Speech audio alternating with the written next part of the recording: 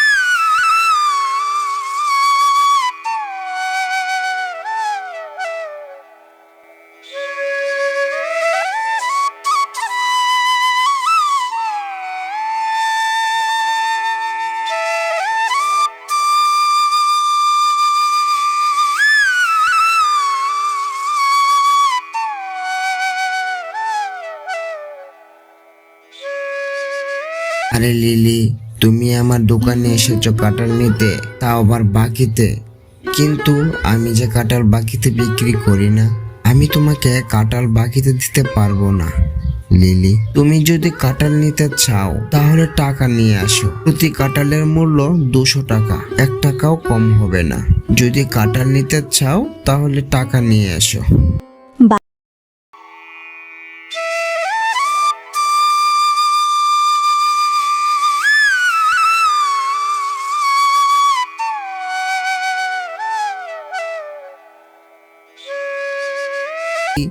আমি তোমাকে কি বলেছি বুঝলা না?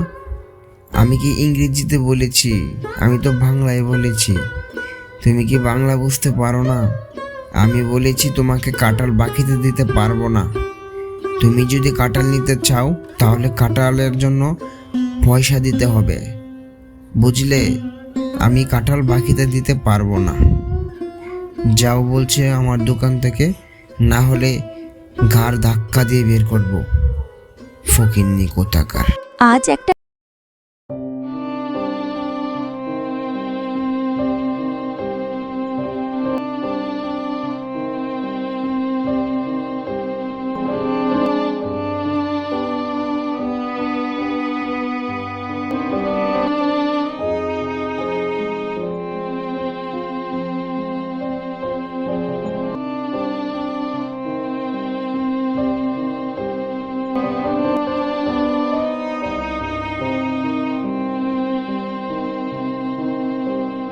লাগবে না আপনার কাঁঠাল, আমি চলে যাচ্ছি।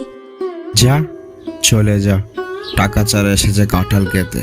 তোর স্বামী বেঁচে থাকতে আমাকে উপকার করেছিল, আমরা দুজনে ব্যবসা করতাম, তাই আমাকে উপকার করেছিল।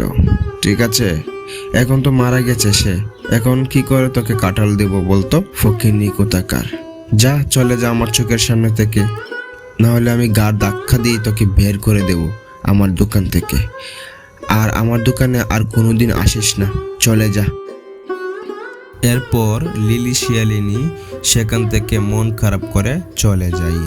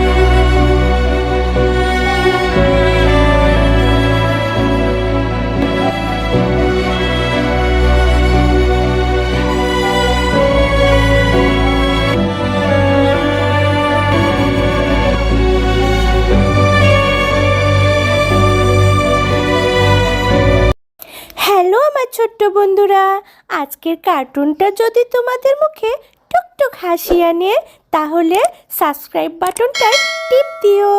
লাইক দিতে কিন্তু ভুলবে না, ওটা দিলে আমি খুব খুশি হই। আর নতুন নতুন মজার কার্টুন দেখতে চাইলে বেল আইকনটা টিং টিং বাজিয়ে দিও। ভালো থেকো, হাসি খুশি থেকো। আমি আবার নতুন কার্টুন নিয়ে আসছি তোমাদের জন্য।